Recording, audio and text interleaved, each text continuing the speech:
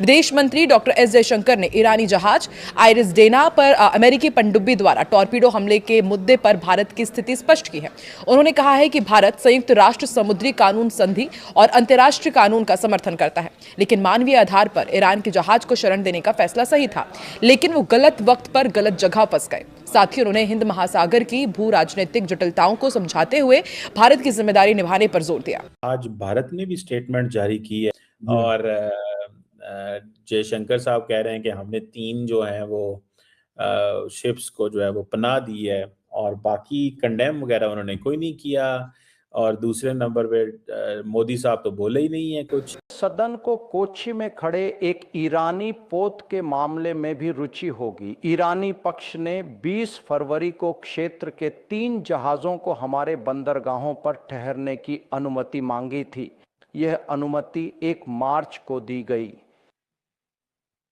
Iris 11 charter छुनपिन lakh team 4 मार्च को कोच्चि में पहुंचा। चालक दल इस वक्त भारतीय नौसेना के ठिकानों पर है। हमारा मानना है कि यह सही कदम था और ईरानी विदेश मंत्री ने इस मानवीय कदम के लिए अपने देश का धन्यवाद व्यक्त। नेशनल इश्यूज पर भी बात कर रहा हूं। 2 बहुत बड़ी डेवलपमेंट्स हुई।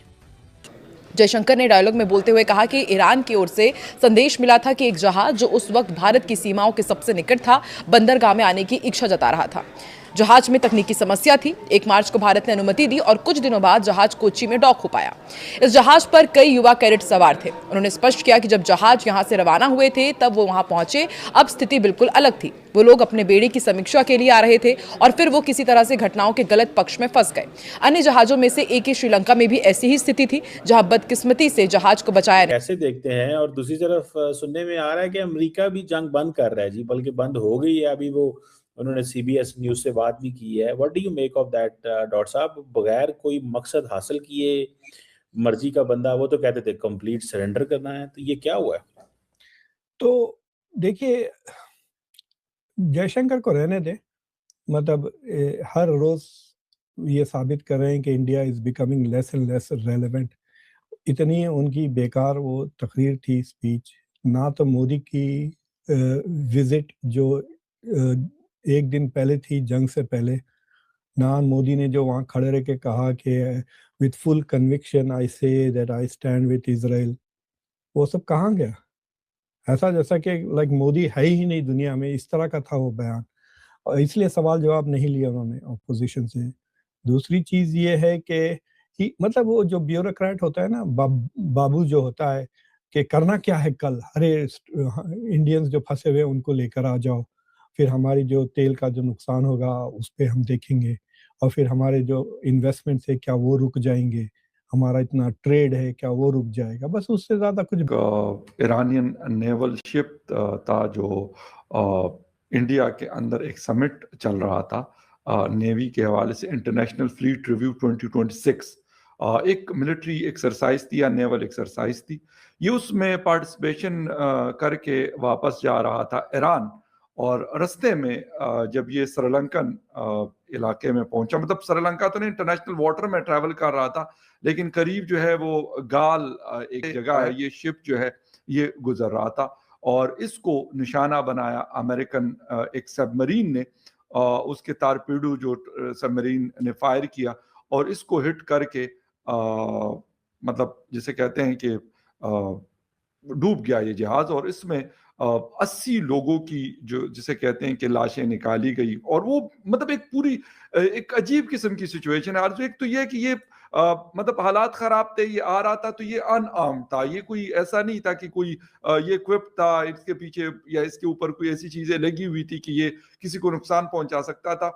एक बात तो ये है कि इंडिया से ये क्यों निकला ऐसी सिचुएशन में, पहला पॉइंट। वो आइरिस क्या नाम है उसका जो शिप मारा गया, डुबा दिया गया है अमेरिका ने, आइरिस दानिया, उसका नाम याद नहीं आ रहा मुझे, वो उसकी बात भी नहीं आई। और दूसरी चीज ये आई कि नहीं, और ये जो मोदी का जो हो स्पीच था कि वी स्टैंड विद इजराइल, और उससे जो डिबेट्स हो रहे हैं इंडिया में, क्या इंडिया हैज चोजन साइड्स वगैरह, उसका कोई चीज नहीं। खमेनी के मरने के 5 दिन तक खामोश बैठे रहे ये लोग, और कोई स्पेसिफिकली इस स्टेटमेंट में भी कुछ कॉन्डेमनेशन उन्होंने एक भी चीज नहीं की।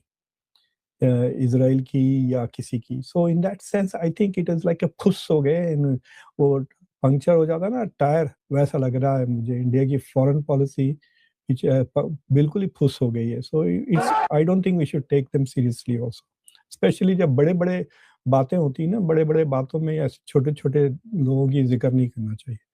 I am really pissed off with him, you know. मतलब डिबेट ही नहीं करा, एक सवाल नहीं लिया ऑपोजिशन से। एनीवे, तो उनको छोड़े।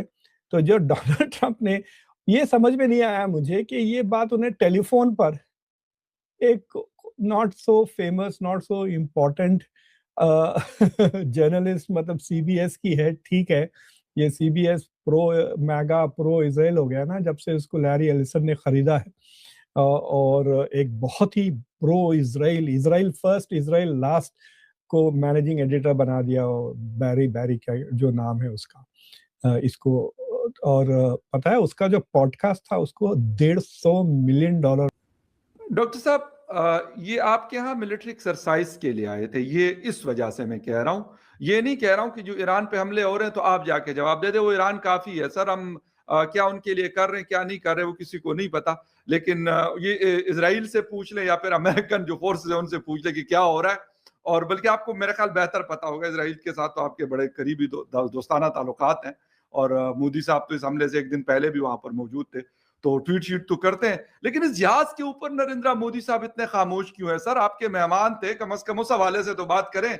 अगर मेरे घर कोई मेहमान आया और मेरे दुश्मन ने उसके ऊपर अगर फायर किया तो कम से कम मैं पूछूंगा तो सही ना कि क्यों किया आपने ये ऐसा। दोस्तों, आज हम बात कर रहे हैं भारत के external affair minister doctor S Jaishankar की ऐसे बयान की जिसने पूरे वर्ल्ड में तहलका मचा दिया है।